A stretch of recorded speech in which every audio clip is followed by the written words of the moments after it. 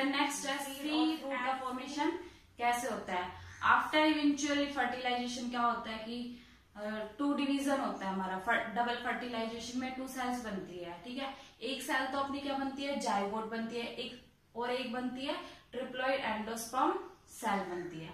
तो आपका जो जाइगोट है वो तो किसका फॉर्मेशन कर लेगा, सीड का फॉर्मेशन करेगा। देन जो आपकी एंडोस्पर्म है, जाइगोट है, वो किस में चेंज होगा, एम्ब्रियो में चेंज हो जाएगा। बट जो आपके एंडोस्पर्म सेल है वो as a nutritive tissue formed होगी। न्यूट्रिटिव टिश्यूज तो क्या करेगी, वो नरिशमेंट प्रोवाइड करेगी, डेवलपिंग एम्ब्रियो को नरिशमेंट प्रोवाइड करने का काम करेगी, ठीक है। उसके बाद आफ्टर क्या होता है कि जो आपका एंडोस्पर्म बन गया, एंडोस्पर्म एज ए टिश्यू बना ना, और किसके नरिशमेंट के लिए, एम्ब्रियो के नरिशमेंट के लिए, ठीक है। तो कुछ सीड ऐसे होते हैं जैसे some seeds endosperm persist in the seed as food storage tissue. कुछ सीड में जो आपका एंडोस्पर्म है वो क्या persist in the seed as a food storage, food को स्टोर करने के लिए। तो उस सीड को हम क्या कहते हैं, एंडोस्पर्मिक और एल्ब्यूमिनियस सीड, एंडोस्पर्मिक या फिर एल्ब्यूमिनियस सीड। एग्जाम्पल कौन कौन से सीड है ऐसे, कास्टर हो गया आपका, मेज, व्हीट और बार्ले, ठीक है। देन उसके बाद आता है कि the food for later development of embryo. Development of embryo is then stored in cotyledon.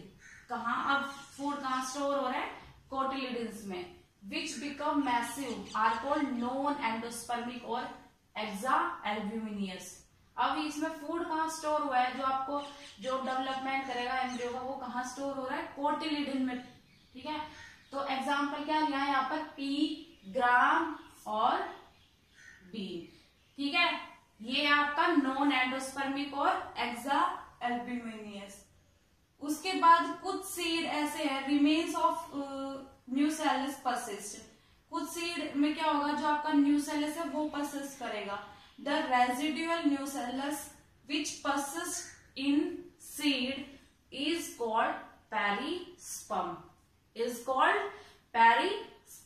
ठीक है। वो उसमें क्या होगा, न्यूसेलस परसिस्ट करेगा, सीड में न्यूसेलस परसिस्ट करेगा।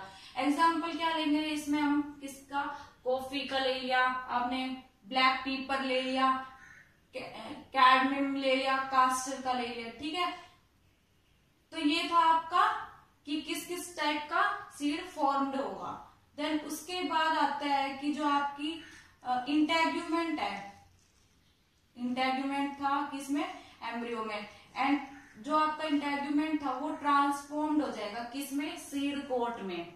जो आपका इंटेग्यूमेंट होता है वो किसमें कन्वर्ट हो जाता है, आपका सीड कोट में। सीड कोट जिसमें आउटर तो उसको हम क्या कहते हैं, टेस्टा कहते हैं, और इनर क्या कहते हैं, टैगमेन कहते हैं।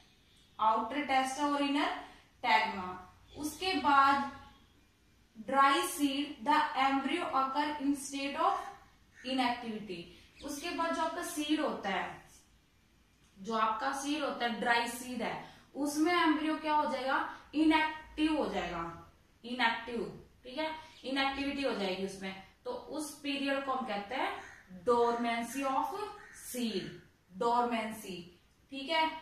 ये था। देन उसके बाद आपका आता है the tissue of ovary wall is also stimulated to grow with the development of seed. जो आपकी टिश्यूज है किसके, ओवरी वॉल के टिश्यूज है, ओवरी वॉल के जो टिश्यू है वो क्या करेंगे, ग्रो करेंगे। ग्रो करने के बाद डेवलप करेंगे किसके साथ, डेवलपमेंट ऑफ सीड। किसका डेवलपमेंट करेगा, सीड का डेवलपमेंट करेंगे। It produces a fruit wall, और क्या प्रोड्यूस करेगा, फ्रूट वॉल। ओवरी से फ्रूट वॉल का फॉर्मेशन, ठीक है। In some cases thalamus and other floral part also show proliferation along with development of ovary wall. कुछ केस में क्या होता है कि जो आपका थैलेमस है, जो आपका थैलेमस है, एम्ब्रियो का पार्ट थैलेमस, एंड और अदर जो फ्लोरल पार्ट है वो क्या करेंगे, पॉलीफ्रेट करेंगे, प्रोलिफेट करेंगे किसके, along with the development of ovary wall, ovary wall के साथ, ठीक है। तो उस उसको हम कहते हैं फॉल्स फ्रूट, उसको हम कहेंगे फॉल्स फ्रूट। एग्जाम्पल क्या लेंगे फॉल्स फ्रूट का? एप्पल हो गया, स्ट्रॉबेरी हो गया और कैशू नट्स, ठीक है। उसके बाद the fruit in which no part of flower along with ovary, ऐसे फ्रूट जिसमें फ्लोरल पार्ट इंक्लूड नहीं हो रहे ओवरी के साथ, ठीक है, ओनली ओवरी हो रही है, तो उसको हम कहते हैं ट्रू फ्रूट, उसको हम कहते हैं ट्रू फ्रूट, ठीक है। उसके बाद आता है कि कुछ सीड ऐसे होते हैं, some fruit also developed without fertilization, कुछ फ्रूट ऐसे होते हैं जो विदाउट फर्टिलाइजेशन होता है, मतलब उसमें फर्टिलाइजेशन अगर नहीं होता, ऐसे ये क्या होते हैं? सीडलेस फ्रूट होते हैं, और इसको हम कहते हैं parthenocarpic fruit, parthenocarpic fruit. Example क्या लेंगे हम इसमें? बनाना, क्योंकि बनाना में क्या सीड तो होता ही नहीं है, तो पार्थेनोकार्पी किसे कहते हैं हम? Production of seedless fruit. किससे होता है? ये आर्टिफिशियल मीन से होता है, नेचुरली नहीं होता, ये होता है आर्टिफिशियली भी हो सकता है, ठीक है। तो उसको हम कहते हैं पार्थेनोकार्पिक सीड या पार्थेनोकार्पिक फ्रूट। देन उसके बाद कुछ सीड के स्ट्रक्चर हम पढ़ लेते हैं, जिसमें फर्स्ट है आपका bean seed. This is the diagram of bean seed, bean seed, ठीक है। कैसा होता है ये?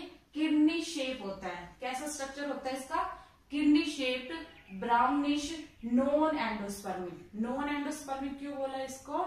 क्योंकि हमने पढ़ा था एंडोस्पर्मिक भी पढ़ा था और नॉन, इसका जो एंडोस्पर्म परसिस्ट करेगा और फूड कहाँ स्टोर होगा? इसमें फूड स्टोर होगा आपका कोटिलिडन्स में, ठीक है।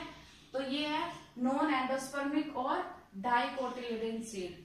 डाइकोटिलिडन सीड क्यों बोला इसके पास? क्योंकि इसके पास 2 कोटिलिडन्स प्रेजेंट है, ठीक है। उसके बाद जो इसका सरफेस है, सीड का जो सरफेस है वो कैसा है? स्मूथ है, स्मूथ सरफेस है, और इसका जो एक सरफेस है वो कॉनकेव है, और कॉनकेव है सरफेस वो कैसा है? डार्क है, डार्क है इसका सरफेस, ठीक है। उसके बाद आता है आपका इसकी जो कवरिंग है, सीड की कवरिंग है, सीड कवर्ड बाय थिक, जो इसकी जो लेयर है वो कैसी है? थिक है। टफ कोट कॉल्ड टेस्टा, जो इसकी आउटर कवरिंग है वो कैसी है? थिक है और टफ है, कैसी है? जिसको हम कहते हैं टेस्टा, ठीक है। और जो अंदर है थिन, पेपरी एंड ट्रांसपेरेंट, जिसको हम कहते हैं tegmen, tegmen lie below the टेस्टा। कहाँ प्रेजेंट होती है? बिलो द टेस्टा प्रेजेंट होती है, कौन सी? टैगमेन, ठीक है। उसके बाद आता है जो आपका one end of embryo axis, जो इसका एम्ब्रियो एक्सिस है, वन एंड साइड तो क्या प्रेजेंट है? Plumule, this side one and पर तो क्या प्रेजेंट है? प्लूम्यूल, ठीक है। और प्लूम्यूल कहाँ प्रेजेंट है?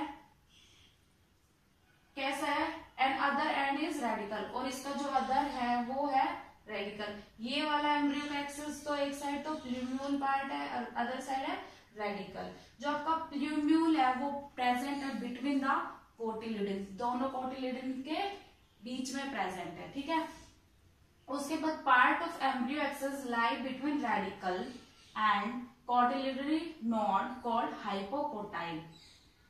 जो आपका जो पार्ट एम्ब्रियो एक्सिस में है और कहाँ प्रेजेंट है? Between the radicle and cotyledonary node, node के बीच में और रेडिकल के बीच में है, उसको हम कहते हैं हाइपोकोटाइल, ठीक है, hypocotyl part. While the part between the cotyledonary node and plumule, और जो पार्ट कोटिलिडरी नोड और प्लूम्यूल के बीच में है उसको हम कहते हैं इपिकोटाइल। तो ये था आपका स्ट्रक्चर किसका? बीन शीड का, ठीक है। उसके बाद नेक्स्ट जो हम पढ़ते हैं बेसिकली वो आता है आपका मेज ग्रेन, ठीक है। This is the diagram of मेज ग्रेन, ठीक है। कैसा है ये? ड्राई सीड होता है, ड्राई सीड होता है, मोनोकोटिलिडन। मोनोकोटिलिडन क्यों बोला इसको? क्योंकि इसमें सिंगल कोटिलिडन प्रेजेंट होता है, ठीक है। एंडोस्पर्मिक होता है, ठीक है। Endospermic single seeded dry fruit, जिसको हम कहते हैं कैरियोप्सिस, ठीक है, जिसको हम बोलते हैं कैरियोप्सिस, ठीक है। Protein rich aleurone layer lie outside the endosperm. ये लेयर देखो, दिस लेयर, ये आउटर में प्रेजेंट है किसके, आपके एंडोस्पर्म के। एल्यूरोल लेयर बोलते हैं इसको। प्रोटीन रिच होती है, प्रोटीन हाई क्वांटिटी में प्रेजेंट होता है इसमें, ठीक है। इस single large cotyledon lie lateral and parallel to embryonal axis called scutellum. एक लार्ज सिंगल कोटिलिडन हमने पढ़ लिया, मोनोकोटिलिडन है ये, तो इसमें कितने कोटिलिडन है, सिंगल कोटिलिडन है, और उस कोटिलिडन को हम बोलते हैं स्कूटेलम। उस कोटिलिडन को हम बोलते हैं स्कूटेलम, ठीक है। Scutellum are attached to middle part of embryo axis. जो आपका स्कूटेलम है वो अटैच रहता है मिडिल पार्ट, मिडिल पार्ट वो भी किसका, एम्ब्रियो एक्सेस का, middle part of embryo axis, ठीक है। देन ये दिस पार्ट इज कोलेराइजा, ठीक है। कोलेराइजा ओवर द रेडिकल, किसके नीचे, ये कोलेराइजा रेडिकल के नीचे प्रेजेंट होता है। रूट कैप रीजन एंड होलोफोलियल कोलेप्टाइल, दिस वन, ठीक है, ओवर द प्ल्यूम्यूल, किसके, प्ल्यूम्यूल के ऊपर प्रेजेंट है। रेडिकल के नीचे तो कोलेराइजा प्रेजेंट होता है और प्ल्यूम्यूल के ऊपर क्या प्रेजेंट है, कोलेप्टाइल पार्ट प्रेजेंट है, ठीक है। Area of embryo axis in between plumule and cotyledon, जो एम्ब्रियो एक्सेस का जो पार्ट जो कहाँ प्रेजेंट है, between the plumule and cotyledonary node, between the cotyledonary node और प्ल्यूम्यूल, उसको हम कहते हैं इपीकोटाइल, ठीक है। और between cotyledonary node and radicle, उसको हम कहते हैं हाइपोकोटाइल। तो this is the general detail about the bean seed and maize grain. उसके बाद आता है viability of the ability of seed, किसकी एबिलिटी, सीड की ability to retain the power of germination, अपनी पावर को रिटेन कर सके, और रिटेन कब क्यों कर सके, for the process of germination over a period of time is called viability of seed. A viable seed provide a suitable condition for germination. तो वो क्या करेगा, अपने आप को जर्मिनेट करेगा उस कंडीशन में, क्योंकि उसको वही कंडीशन मिल रही है, सुटेबल कंडीशन मिल रही है जिसमें वो जर्मिनेट कर सके। जो आपका ये वाइबिलिटी का जो होता है पीरियड, ये फ्यू वीक्स टू ईयर तक होता है। कुछ सीड में ये वीक का भी होता है, देन कुछ में ये ईयर्स तक भी होता है, ठीक है। उसके बाद जो एक्सेसिव, अगर हम उसको हीट हाई टेम्परेचर में स्टोर करते हैं, किसको, सीड को अगर हमने हाई टेम्परेचर पे क्या कर दिया, उसको स्टोर करके, इस वजह से भी वो क्या हो सकता है, डैमेज हो सकता है, अपनी वाइबिलिटी को लॉस कर सकता है। तो लॉस ऑफ वाइबिलिटी किस किस से हो सकती है, वाइबिलिटी लॉस, फर्स्ट है एक्सुएशन of food around the embryo, second is damage to embryo, third is denaturation of enzyme and premature exhaustion of RNA। तो इस वजह से कोई भी सीड है अपनी वाइबिलिटी को लॉस कर सकता है, ठीक है। उसके बाद क्या होता है कि अब हम स्टोर करते हैं, सीड को हम स्टोर करते हैं, बट उसको वो फेवरेबल कंडीशन नहीं प्रोवाइड करानी ताकि वो जर्मिनेट कर सके, नहीं तो वो जो है क्या हो जाएगी, उसकी वाइबिलिटी लॉस हो जाएगी। हमें अनफेवरेबल कंडीशन प्रोवाइड करनी है, किसको, सीड को, ठीक है। तो ये था आपका वाइबिलिटी ऑफ सीड। अब वाइबिलिटी ऑफ सीड कुछ एग्जाम्पल लिए, कितनी हो सकती है सीड में, जैसे 2000 ईयर ओल्ड, कौन सा सीड है, फेरोनिक्स डेक्टाइलोफेरा इसमें, और 1000 ईयर है लुपाइनस और आर्टिक्यूस, लुपाइनस आर्टिक्यूस, ठीक है। तो इन सीड में ईयर्स तक वाइबिलिटी है। उसके बाद आता है आपका इंपॉर्टेंस ऑफ सीड, सीड की क्या क्या इंपॉर्टेंस है, जिसमें फर्स्ट है आपका dependable method, unlike bryophytes and pteridophytes, pollination and fertilization of seed plant are free for requirement of water. Seed formation is therefore more dependable, ठीक है। नेक्स्ट है पैरेनिशन। पैरेनिशन क्या होता है, seed is dry with dormant embryo, क्या है, seed dry है with dormant embryo and thick protective seed coat, और कैसी सीड कोट है उसकी, थिक है। It is suitable for termination through unfavorable condition. ठीक है, देन आता है थर्ड है डिस्पर्सल. डिस्पर्सल क्या होता है? Seed have adaptive strategies to get dispersed to new habits and colonise the same. ठीक है, देन आता है वेरिएशन. वेरिएशन क्या होता है कि कैरेक्टर्स चेंज हो जाते हैं. वेरिएशन तो हमने पढ़ा हुआ है. वेरिएशन, न्यू वेरिएशन हम फॉर्म कर सकते हैं.